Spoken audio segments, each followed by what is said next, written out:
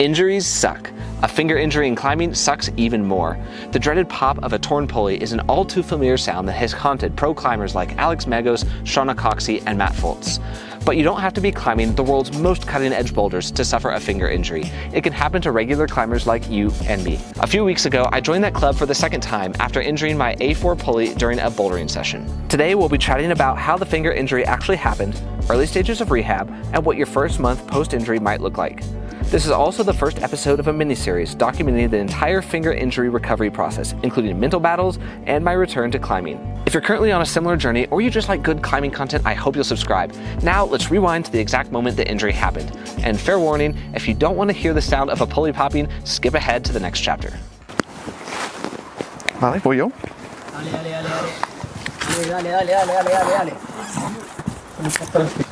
Oh no, creo que ha sido polea.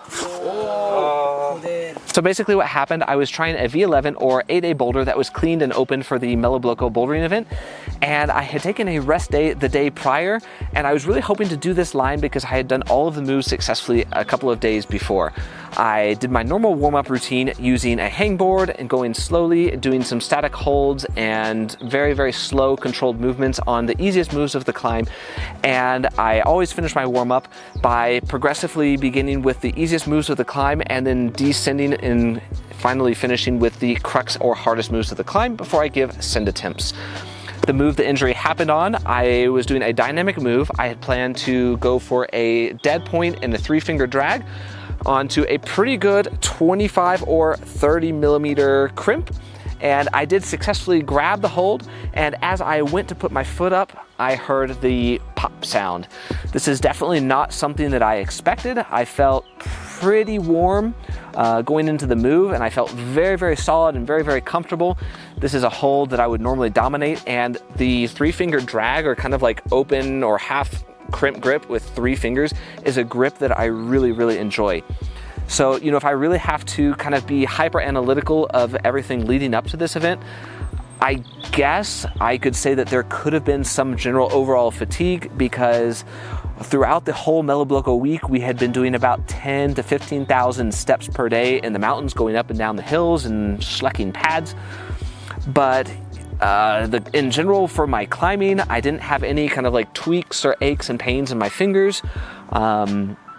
We had been doing just the normal climbing load that I would do during a climbing trip, 2 days on, 1 day off, 2 days on, 1 day off, and trying boulders that pretty much I could do very, very quickly, do all the moves, and then send the boulders. I think it's just one of those things that when you're climbing and you're trying boulders that your limit, that it is a possibility that it is going to happen, and it's bad luck, and now we kind of just got to bite our tongue and go through the recovery process. Today's day 4 post-injury. Yesterday, I made a 2.5-hour drive to have an appointment with a physical therapist who's done some training in hand injuries and more specifically finger injuries in climbers. And I really wanted to make that trip out there to have an ultrasound to see just how bad the damage was to my finger.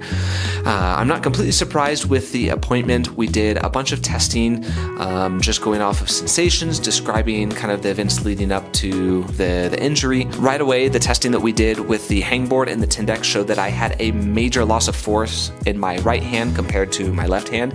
I think I was registering about 75% less strength in the right ring finger, especially when we moved towards the crimp grips. And then we finished the appointment with an ultrasound. When looking at the imaging, the PT had me do some light flexions with my finger or crimping to see if there would be any bowstringing. I believe she said we're looking for the distance between the tendon from the bone, and if there's a distance or bowstringing of 0.3 centimeters or more, that shows signs of a full pulley rupture, and anything less is signs of a partial rupture. It turns out that mine showed a 0.18 centimeter distance from the bone, which is pretty good news, I guess, in the scheme of things, which means I probably have a partial rupture of the A4 finger pulley. I'm not surprised that I most likely do not have a complete tear of the finger pulley, just based off of the general sensations that I've had over the previous days. I've not had a whole lot of pain doing general everyday things like opening jars or riding on a bicycle, which I did yesterday to kind of take my mind off of things. But there is a little bit of discoloration from bruising, which does show signs of some kind of injury happening in the finger, and it's a little bit hard to see on the camera, but there is a little bit of swelling still in the finger. I'm happy that I did decide to go and see a physical therapist and have kind of a preliminary diagnosis. The physical therapist commended me on two things. The first being my wise decision to completely stop climbing for the rest of the day after the injury happened. This is something I think that I naively did wrong after my first finger injury. I had waited around and said, I don't think there's a lot of pain initially, so I continued climbing, and I knew that there was a loss of force, but nothing really hurt. And I think that was due to the fact of my body was still really warm, so none of the pain set in. The body didn't have time to kind of start sending blood to the area and let the swelling and recovery process start. So it was really the next day after the first finger injury when a lot of the pain started, whereas in this one I just completely stopped for the day. And I really am thankful for some of the climbers that had seen it happen. They said right away to go stick my hand into cold, basically ice water that was coming down off the mountains, and the PT said that that likely helped keep a lot of the fluid from flowing to my fingers right after the injury happened. At the end of the appointment, I was given some green and red lights about what I can and can't do in the coming weeks. I was told that I am allowed to continue climbing if and only if I stick to extremely open hand sloper grips that don't have any kind of divots in them that allow for crimping or flexion of the finger. Open hand drag, again, making sure that I have no flexion in the finger. I need to make sure that I avoid any kind of crimping with this finger for at least 3 weeks. I was also recommended not to do any kind of weighted pull-ups, even though it is a jug, because that could put a little bit too much strain on the injured finger. It definitely sucks to have a finger injury right now. I had been eyeing up the weather forecasts even before getting home from Melo Bloco, because this week there is an unusual cold spell here in the French Pyrenees. So I had really been setting my sights on throwing a few darts at the dartboard to see if I could wrap up a few of those last winter and spring projects. But on the other hand, I am extremely grateful to get the results that I did, because I know that in the overall scheme of injuries and climbing finger injuries, this one is pretty minimal. And the fact that it's on my ring finger means I've still got my front two and strongest two fingers. I definitely think there will be some climbing happening soon, but I want to approach this cautiously and make sure that I don't do anything to further aggravate the injury. I've already done a little bit of brainstorming on some projects and climbs that I could visit within the coming weeks, especially things that have pockets for these two fingers or extremely open hand grips. We'll have to keep you posted. You might start noticing in the rest of the climbing clips in this video that I'm actually not taping my injured finger.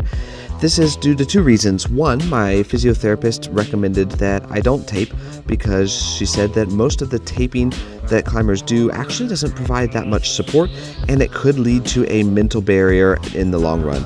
This is something that I definitely had to overcome with my first finger injury, as I spent almost the entire first year with my taped finger. Also, several climbers that I talked to after having their recent finger injuries had similar experiences with their physiotherapist, so I've opted to go down this road for my current injury. Told you guys I'd do a little bit of climbing. Found a couple of cool coordination climbs in the gym to get in my comp kit era that required pretty much no use on my right hand. No pain today. Felt good to kind of get the monkey out of my system. It's week 2 post finger injury, but I think I'm already starting to see some positive improvements. By this point, most of the swelling has gone down, but there is still a little bit of tenderness if I push directly on the A4 pulley. Looking at the mobility, I can't quite fully bend the right ring finger, but on my left hand, you'll see I can completely touch my palm. I only climbed indoors last week at the rock gym to make sure I was grabbing just those perfectly round slopers to avoid any kind of flexion in that injured finger. Today, I'm hoping to step up the difficulty, but to make that happen, I need to drive a couple of hours down into Catalonia, Spain. I have an unfinished highball slab project that I'm really stoked about trying. My friend and I are gonna rope it up so we can try all of the moves safely and to make sure that I can do the moves without using this injured finger. The cool thing about this project is that it is extremely foot intensive, it is a slab problem, and it is full of pockets.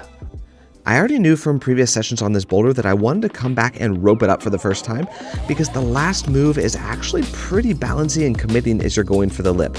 Roping it up also allowed me to make sure that I was grabbing all of the holds precisely in ways that wouldn't put any extra strain on my injured finger or cause any potential pain. It's always interesting when you have a finger injury because you start discovering pretty quickly that holds that should be pretty easy to use become a lot more complicated when you have to use them in different ways or with less fingers than normal. The top out felt pretty good, but what ended up being the crux for me turned out to be the very first 2 moves of the boulder problem. I had to find a workaround sequence because I wanted to make sure that I grabbed this right hand hold as statically as possible because it's a 30mm crimp, but I needed to grab it with 2 fingers and make a large lock-off move. It was a little tricky, but after a few tries, we were able to figure it out. This boulder problem clocks in at a 7C+ or V10 grade, but grades aside, I was just stoked to get outdoors, spend an afternoon with friends, and find myself moving really well on the wall with no stress.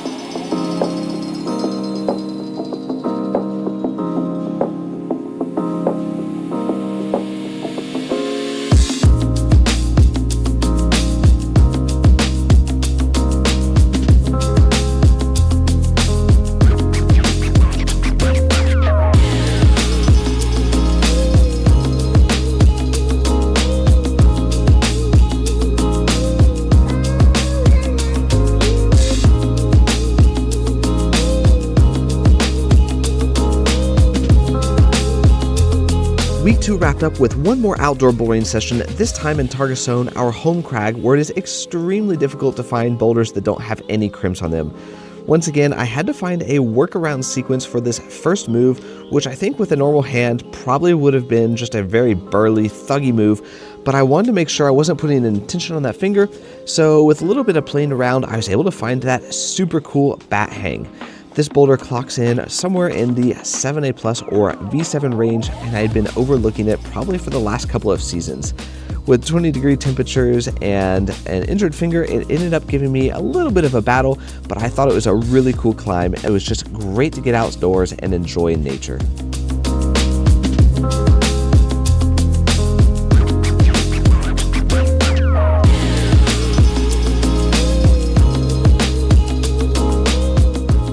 It's the middle of week 3 post-injury. I'm still waking up with a little bit of stiffness in the injured finger in the morning, and the range of motion definitely isn't where it used to be, but overall I have to say that I'm pretty happy with my progress.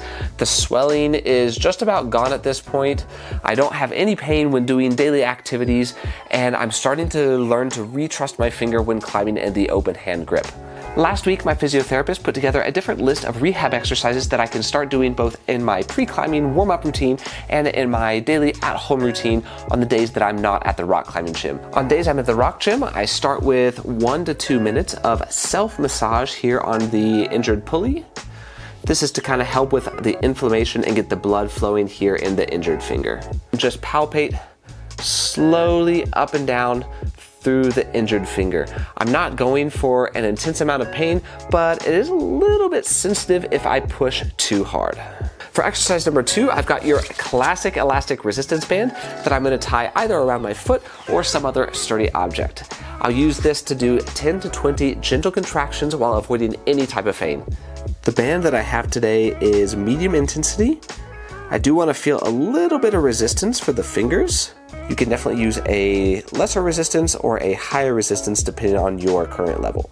Now let's move into a couple of different isometric or static exercises. I can do these on alternating days, but because I am maintaining a rhythm of 4 to 5 days of climbing per week, it pretty much just works out that I'm going to be doing these on most days that I'm at the rock climbing gym. For each of the exercises, we'll do 4 to 5 repetitions of 10 to 20 seconds, taking 10 seconds of rest between each repetition. Throughout all of the exercises, we're paying special attention to make sure that I'm staying well within my pain threshold. Once again, I need my elastic resistance band, and we're going to do a static hold in an open hand extended grip. I do have all 4 of my fingers inside of the elastic band, but I am going to try to make sure that they don't fold over into a crimp grip.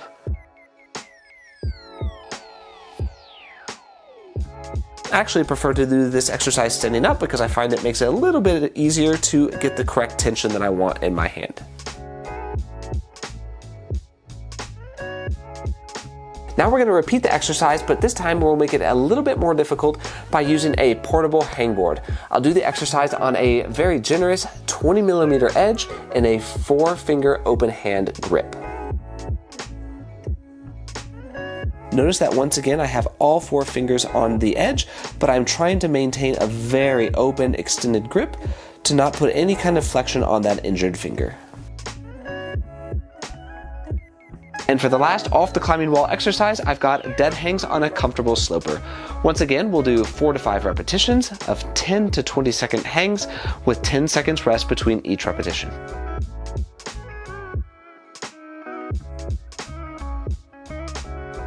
That's a wrap on today's rehab exercises.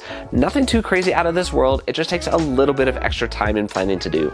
If I were at the rock climbing gym right now, I would finish up the warm-up with some light and general on-the-wall movements before working my way into some very open hand and slopey gripped boulders.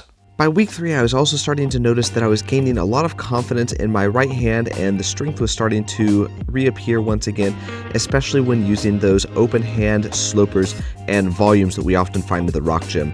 This is a style of climb that we're pretty much never doing because it is specific to indoor climbing, and this boulder was pretty cool. It was set for a local competition in the finals. It only had 1 crimp, luckily it was for the left hand, and the boulder had a lot of very physical movements on those slopey holds before getting to the last move, which ended up being the crux of the problem.